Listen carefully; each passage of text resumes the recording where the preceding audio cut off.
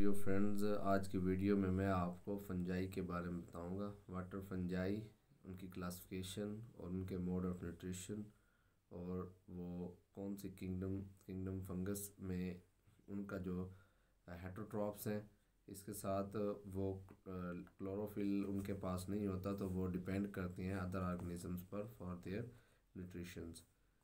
For example, they obtain their food by direct absorption from the immediate environment and are absorptive heterotrophs। वो heterotrophs होते हैं, absorptive होते हैं, वो जिस भी सरफेस पे अटैच होते हैं वहाँ से absorption के थ्रू अपने न्यूट्रिशन को गेन करते हैं। इसके साथ साथ दे secrete out digestive enzymes which digest dead organic matter and the organic molecule thus produced are absorbed back into the fungus। Saprobic fungus anchor to the substrate by modified hyphae, the rhizoids. Fungi are the principal decomposers of cellulose and lignin, the main component of plant cell walls. Most bacteria cannot break them। ठीक हो गया। The extensive system of fast growing hyphae provides enormous surface for absorption mode of nutrition। तो इसके साथ साथ अगर हम थोड़ा सा आगे चलें तो फंगस के अंदर हमारे पास दो किस्म के पैरासाइट्स होते हैं।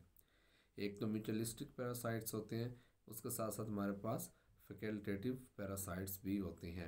म्यूचुअलिस्टिक पैरासाइट्स की अगर आप बात करें, parasitic fungus absorb nutrient directly from living host cytoplasm with the help of special hyphal tips called hastoria। They may be obligate or facultative। obligate parasites वो होते हैं जो कि सिर्फ और सिर्फ होस्ट के ऊपर ज़िंदा रह सकते हैं और होस्ट के बगैर उनका जो एग्जिस्टेंस है वो नामुमकिन होती है। Various mildews and most rust species are obligate parasites. दूसरी तरफ हम दूसरी अगर कैटेगरी की बात करें तो हमारे पास फैकल्टेटिव पैरासाइट्स हैं, और फैकल्टेटिव पैरासाइट्स के अंदर हमारे पास उनकी क्या डेफिनेशन है। Facultative parasites can grow parasitically on their host as well as by themselves on artificial grow media.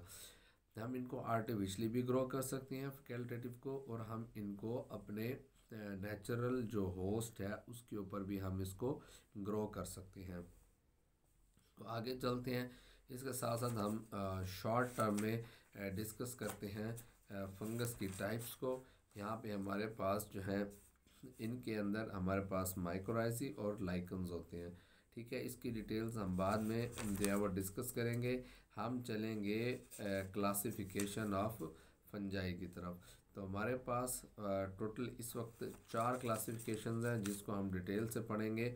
हमारे पास जाइगोमाइसीट्स है, एस्कोमाइसीट्स है, बेसिडोमाइसीट्स है और उसके बाद डिटेरोमाइसीट्स है। तो ये थे हमारे पास फंगस की डिवीज़न।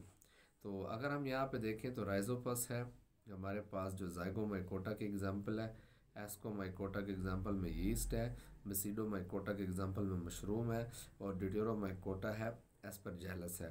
ठीक हो गया। तो ये हमारे पास कुछ एग्जांपल्स हैं इनकी हमारे पास फंगस की।